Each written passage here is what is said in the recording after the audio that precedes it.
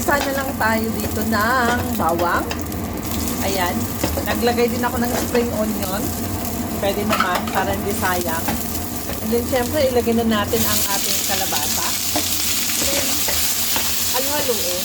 Pero, hinahawakan ko kasi ang kawali. Kaya, pwede halo-halo with hawak kawali. Ayan, guys. Ayan. Ayan. Sige, luto pa more. Masarap ito. Paborito ko.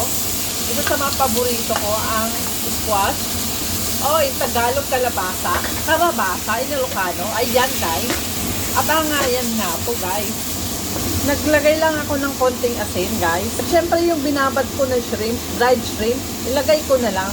Pampasarap yan. Konting halo-halo lang, guys. Ayan. At malapit ng maluto. Guys, itry nyo din to. Napakasarap to. Grabe.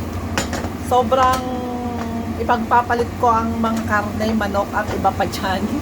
Basta ito ang aking dish kasi talagang napakasarap pa sustansya. Yan. I-plating na lang natin, guys. At maya-maya, kain na tayo with rice. Ay, nako. Mapapakain ka na. Mapapasarap ka na lang talaga dito, guys. Ayan, ito ng aking isa sa mga paborito ko. I-share ko sa inyo. Ayan. Ang palaya tuloy.